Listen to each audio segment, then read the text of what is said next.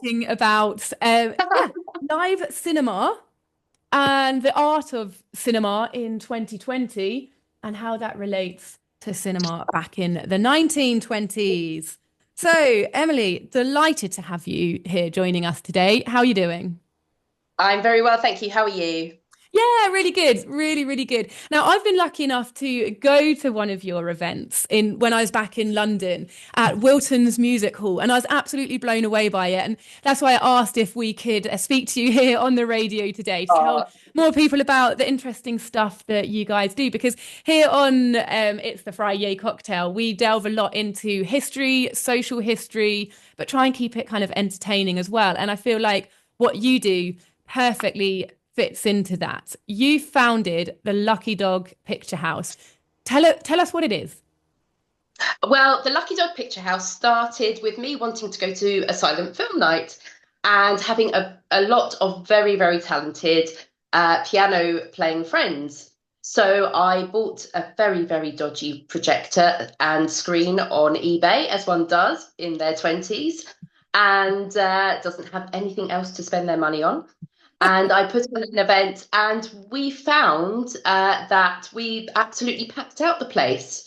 And we couldn't believe it, really, because so often in London, you're trying to compete against so many other incredible events that are going on. So it was really a surprise to us how popular it was right from the very start. And then it grew from there.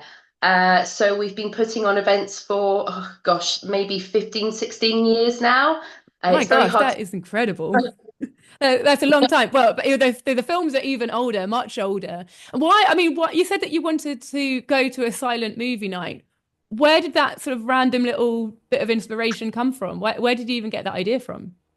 Gosh, well, as I say, my partner and I, we're quite involved in 1920s music, especially him.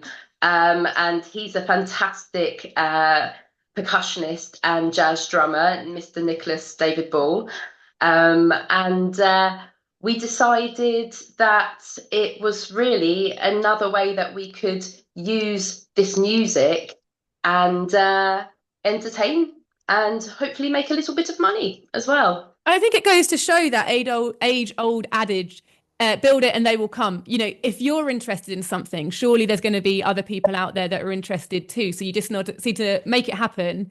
And then as you found, other people are interested. But my question is, why?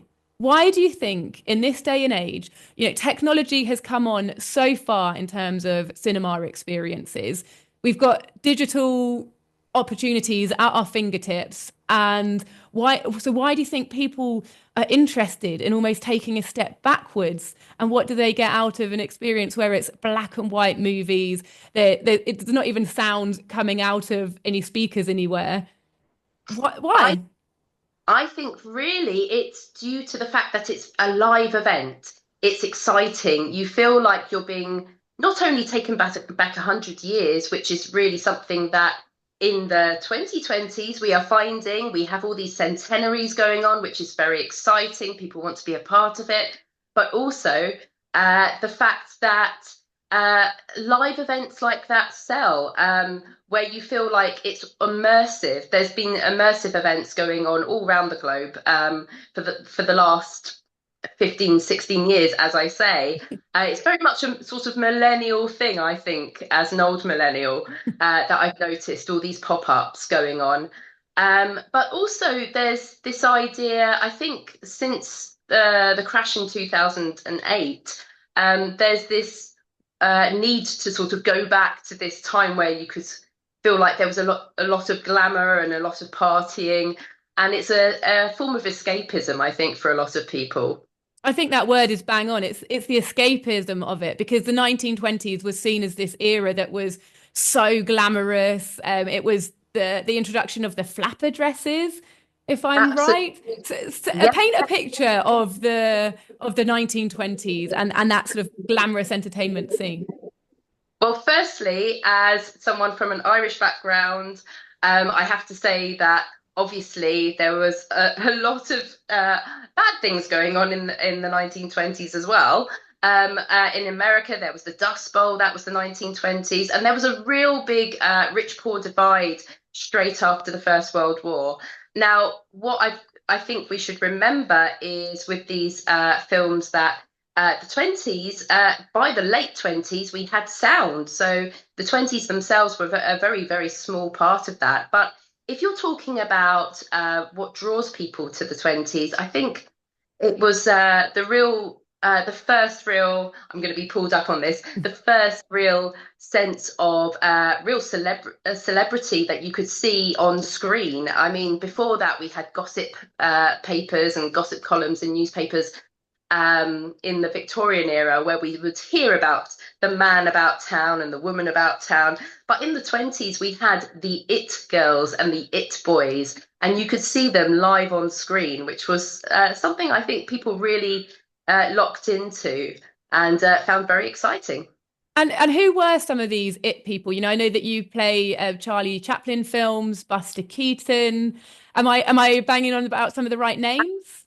Yes, you absolutely are. I mean, Keaton came over. In fact, he was part of a clog dancing troupe that came over with Stan Laurel, as in Laurel and Hardy. And Stan Laurel, for a little while, even was a Charlie Chaplin impersonator, which is rather funny. We have Buster Keaton, but also the 20s, being before the Hayes Law was introduced, was a fantastic time to be a female actress, or actor rather. And we were celebrating this year Louise Brooks's Pandora's Box, which was a completely sold out, fantastic it girl look. I'm going to show you the video here, and you're going to instantly recognize her, I hope. Okay. There we go. That's Emily's wonderful. holding up an image to the screen here, and it is of a woman looking out into the mid distance with that classic sort of half fringe, like shiny black hair, almost like a Lego wig. It's like shiny black hair and the jaw length classic bob from that era. And you can see that on the likes of Anna May Wong as well, who was a fantastic star of the time, Chinese American artist who came over to Britain because she wasn't able to get the roles that she wanted in America, funnily enough. She was very much typecast as this sort of the exoticism that was going on there, that exploitative racial element that obviously we saw in the 1920s as well. But if you're looking for femme fatales, look no further than the 1920s. So yeah, it was really an exciting time to be a little bit naughty. And so these are some of the it women, I suppose, showing, reflecting a change perhaps in values for women in society. But also your Charlie Chaplins. I remember going to the first film at the Lucky Dog Picturehouse that I saw, which was a Charlie Chaplin film. Now, I'm afraid to say, in my head, I believed him basically just to be a clown with really slapstick kind of style comedy. He's wearing this baggy suit. It's all jerky movements because of the way things were filmed back then, black and white, the big shoes. And I just thought it's going to be all slapstick, walking into walls and being like doing. And I know there is stuff like that. And you use your percussion and your live instruments to create those sound effects. But what really blew me away by the film that I saw was the depth of the storyline and the political voice and the political message behind it. Well, Charlie Chaplin's a funny one. A lot of these big names that we know didn't have autonomy over their own films at the very beginning. So the likes of Charlie Chaplin would have been doing a lot of these cheap, very slapstick-based films that they might have just turned up on set on the day and just had a look and seen what sort of props they had that day, and sort of improvised it in the same way that you see Will Ferrell or Ben Stiller do now. I don't know whether that would have been much better necessarily, but as I say, the Charlie Chaplin really only gained autonomy slightly later, in the mid-20s, and a great shout out to Harold Lloyd as well. He's one of my all-time favorites. If you don't know him, check him out. He was actually a bigger name, I think, than Buster Keaton at one point. but he didn't want his films to be shown on television. Because he didn't think that the medium was going to go anywhere. So he said, no, no television. And unfortunately, we didn't get to see his movies again until the late 1970s. So if you haven't heard of Harold Lloyd, do check him out. He's one of my all-time favorites. Yeah, because by the time the 70s came around, television had pretty much caught on by then, hadn't it? I think so, but also we're dealing with things like copyright and permissions like that. It can get very, very complicated, the way that copyright is written into these old films, because a lot of the time, people who come to our films think that we don't have to pay for any permission to show them, when in fact, not only is there the digitalization element, but a lot of these um, movie companies would tie in their copyright to, say, the last actor who was in that movie, even if it was an extra, even if it was a tiny little baby who was in the scene for a second, they would tie it together, and that way they would be able to monetize their film for generations to come. So it's Wow. all rather complicated, and it's a part of running the Lucky Dog Picturehouse that I really, really hate. It's something that I find to be a bit of a minefield. But I thought perhaps it might be fun, seeing as where we have radio, to talk more about the sound effects that we use. And I actually have a few of them here. I don't know if that's going to split your monitor at all. So I'm going to try my best, having set up my camera all wrong for you. This is awesome. For example, we have some original Acme whistles there, Okay. like that. Okay. We have the very, very, very slapsticky sounding slide whistle. Um, Whoop. and talking of slapstick, whilst being a name that is so linked into silent film and the likes of Charlie Chaplin, it was actually an instrument, a musical instrument that was used. It was two pieces of wood. We actually have one over there, but I won't bother to do that because it might hurt your ears. Two sticks that just slapped together. I mean, it was as simple as that. We had honky horns. And over the years, we've been collecting or recreating some of these incredible instruments for our shows. And how true to reality are the instruments that you're creating, and how do you go about researching it? Because what you do is you get a band. So you're showing. So I'm just going to describe to the listeners here. You have a black and white silent film playing on a big projector in a cinema hall, and in some really beautiful cinema halls as well. And then you've got a live band sat in front, slightly below, who are playing along music, but not just music, sound effects as well. So like really giving all the audios to that visual experience. How do you go about recreating that? Okay, so it's a long process. We often start maybe even a year ahead when we're thinking of a quartet performance. We start, just to say, not all of the films that we show are actually black and white. A lot of the movies, even from 1902, would have been in colour.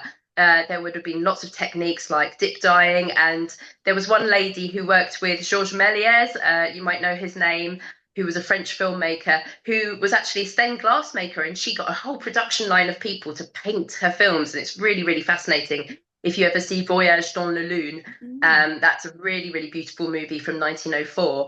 But to go back to what we do, we recreate, or try to recreate, the original cinematic experience. So the instruments, the special effects instruments, are just a small part of what we do.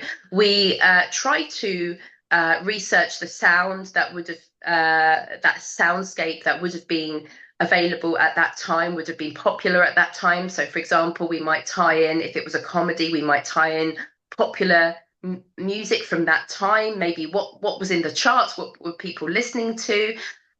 We would do that, and we would also, obviously, just like the cinema music scores of today, we would try to recreate or create a soundtrack, a soundscape to go with the mood of the particular scene.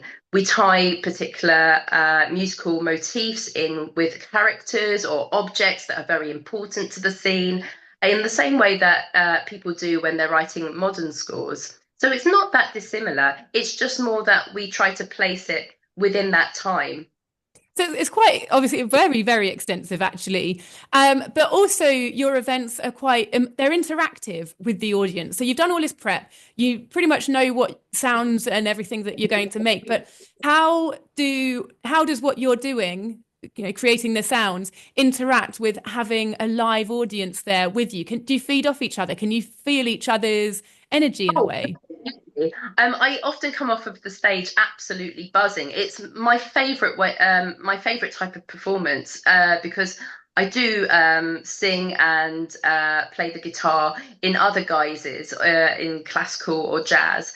But this is really something that is so much, it's almost like going to a comedy event in terms of the feel as an audience member. You feel like you're part of something very much live, very much of the moment, especially when we might only perform that score once. So it's something very much of that moment. We also encourage our audience members to laugh or shout out or boo, in the same way that they would have done in the 1920s. Wow, so you're So encouraging heckling. That is brave. yeah, absolutely. When the villain comes on, we want a bit of booing. It makes us laugh, and I think it lifts the whole experience. But the main thing we're here to do is not to try to detract attention from the movie. We want to enhance or we want to try to accompany the movie. We are accompanists. We're not there to be like, look at us. We're there to go, look at this incredible film, and we hope we can do justice to it. Okay, yeah, that's absolutely understandable. And what about you now in today's day and age? Do you like going to the cinema, the modern cinema experience? Oh, absolutely. I mean, one of the production companies that I'm always talking about with my partner, and he can never remember the name of it, is A24. I really love the movies that they are producing, like the Florida Project. And every time they come to a different genre, they approach it from a very, very different angle. So that's been something that's really, really interesting to me. As I say, I'm coming to this from a musician's angle. So it's been a real adventure for me to explore film and study it sort of on my own. It's something that I'd almost like to go back to university and study again.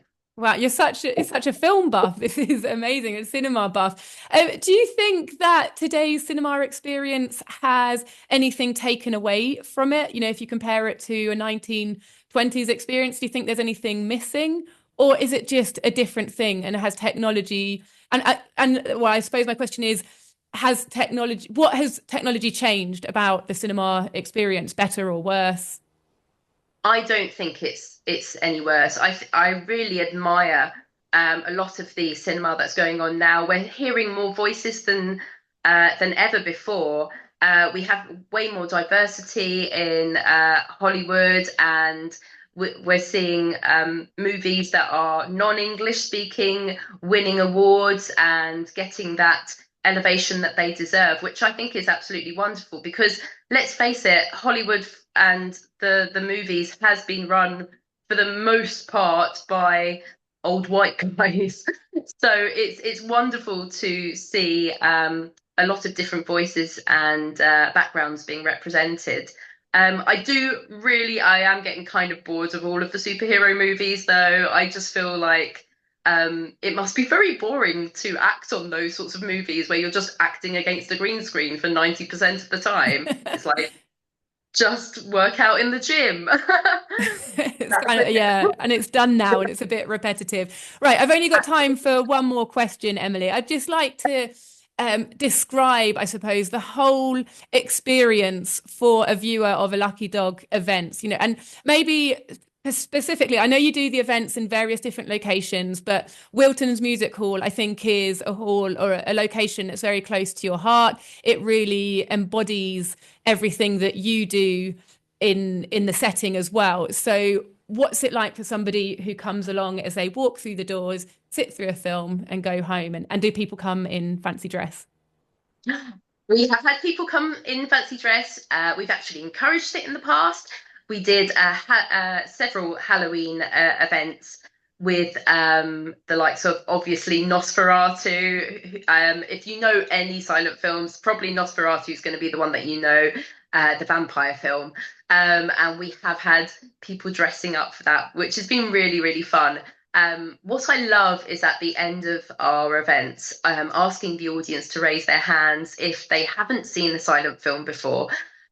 What we see is a real, obviously not with the likes of Pandora's Box, which is a very dramatic, adult-themed German film. But with the comedies, we see a real range of generations. We see people in their 80s and 90s, and we see children come along, and it's something that really draws people together. So I hope that that's that feel of community and being a part of something is something that people will take away from it, and hopefully it will be the start of their watching more movies and searching out these old films, because they are so rare. Only something like 5% of all films made before 1929 still exist.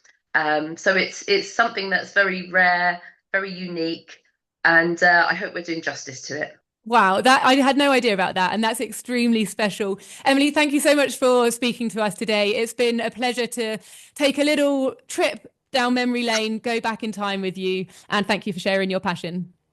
You're welcome. Bye-bye. Bye. So that was Emily from the Lucky Dog Picturehouse.